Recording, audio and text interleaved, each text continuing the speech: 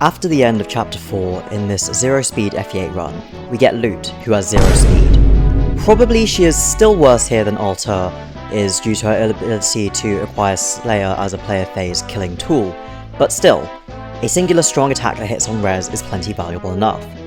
Now we head into Chapter 5, the Empire's Reach, where we get Natasha, who has 0 speed. Of course, she is worse than Mulder, having less magic and staff rank. Mind, in this setting where we're far worse both offensively and defensively, having 2 healers is very handy, and I mean, nothing could ever happen to Mulder, surely. Upon starting the map proper, we get our first look at a recruitable unit that starts off red in the form of Joshua. We know that he's a recruitable unit because he has 0 speed. As a usually speedy unit, he suffers greatly from the speed shortage. Still, I decide to recruit him for the extra body and killing edge in his inventory, as crits are likely to be our only way of getting rid of enemies that we don't have effective damage against in one round of combat. Throughout the course of this map, Vanessa does flyer things and collects the items from most of the villages with careful positioning.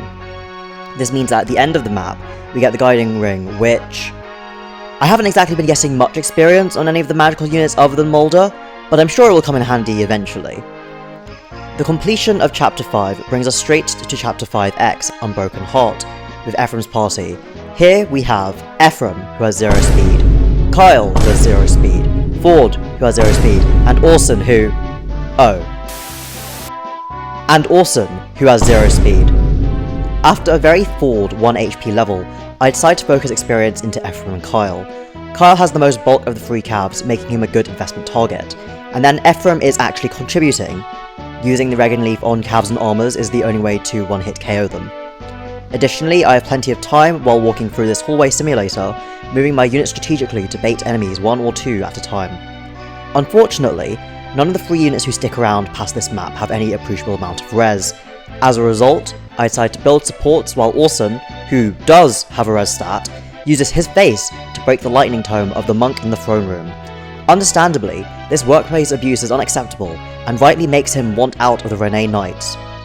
Anyway, by the end of this map, Kyle has gotten 5 levels, having gained 5 HP, 3 res, and 1 defense in bulk.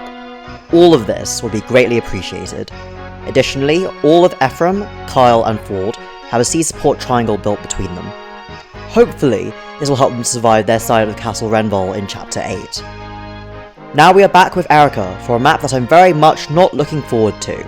Chapter 6, Victims of War. Fog of War map, with jumpscare Halberd for Seth, with a time limit for how long we can take and still get the Orion's Bolt. Joy. As part of my preparations, I decided to give the Dragon Shield from one of the Chapter 5 villages to Seth.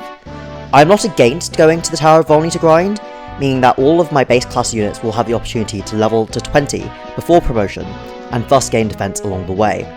And well, at the moment, Seth dying is basically a game over condition, so I figure I should do everything I can to maximise his chances of survival.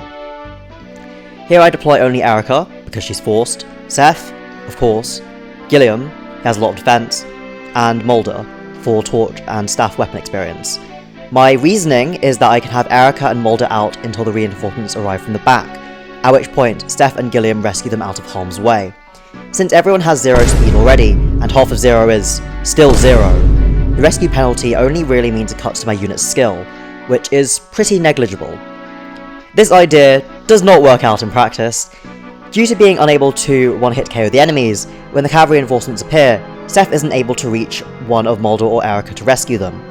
I then make the mistake of first moving Erica and then moving Mulder to torch, moving Erica too far away from Gilliam for him to rescue her.